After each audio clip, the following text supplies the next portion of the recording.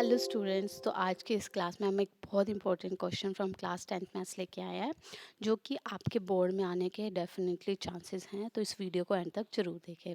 So let's start doing this question. ये question अगर आपने करा हो तो आपके एनसीईआरटी से भी है। So this is prove that the perpendicular at the point of contact of to the tangent a circle passes through the centre. ठीक है, क्वेश्चन समझ लें क्या बोल रहा है प्रूफ करने को। एक सर्कल की बात हो रही है, ठीक है, और एक टेंजेंट की बात हो रही है। सॉरी, दोबारा ड्रॉ करने की कोशिश करते हैं। क्लीन, थोड़ा सा ड्राइंग ध्यान से, ठीक है। तो एक सर्कल ले लिया हमने। Let a circle with centre O, O A B the tangent to the circle with point of contact M. Contact P ले लो, ठीक है। मान लो क्या है, कहता कि सर्कल से जो भी एक क्या बनाएंगे, टेंजेंट की तरफ परपेंडिकुलर बनाएंगे, वो परपेंडिकुलर सेंटर से ही पास करेगा। तो ये जो लाइन है इसको मान लिया मैंने ए बी, टेंजेंट को मान लिया ए बी, और ये पॉइंट ऑफ कांटेक्ट यानी कि वो पॉइंट टेंजेंट का जो सर्कल को टच कर रहा है। तो ये पॉइंट हो गया पी। तो ये प्रूफ करना है कि पी के ऊपर थ्रो पॉइंट ऑफ कांटेक्ट, बोल रहा है ना, at the point of contact to the tangent.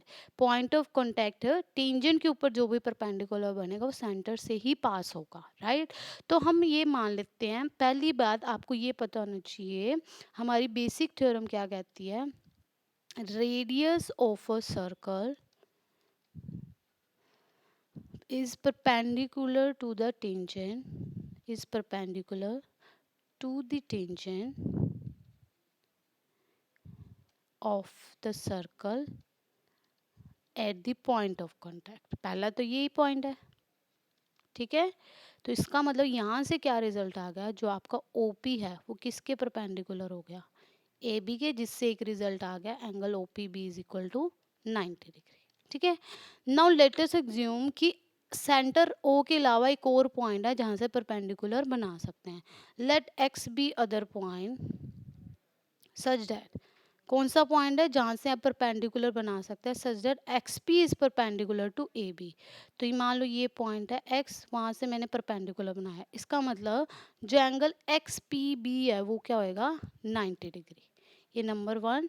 ये नंबर टू, अगर हम मान के चल रहे हैं कि इससे परपेंडिकुलर है अदर देन सेंटर, तो ये 90 होना चाहिए। बट अगर आप ध्यान से देखिए, इस सेम लाइन के ऊपर दो एंगल बन रहे हैं, दोनों 90 के, दोनों क्या हैं, इक्वल हैं, दोनों क्या हैं, इक्वल। तो एंगल ओ पी बी और एक्स पी बी आप कहते हैं इक्वल है, दोनों 90 है।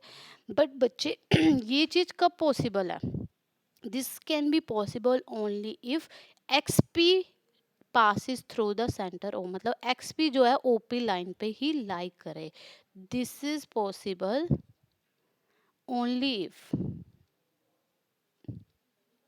एक्स लाइज ऑन ओपी, ठीक है। एक्स जो है पॉइंट ओपी के ऊपर ही लाई कर रहा है, तभी पॉसिबल है ना। तभी ये दोनों एंगल इक्वल हो सकता है, अदरवाइज ये एंगल इक्वल नहीं हो सकते। इसका मतलब hence the perpendicular to at the point of contact to the tangent circle always pass through the centre. हमने उससे अलावा कोई भी पॉइंट लेके देख लिया, परपेंडिकुलर बना के देख लिया, पर वो पॉइंट उसी परपेंडिकुलर लाइन पे लाई करता है जो कि सेंटर से पास करती है।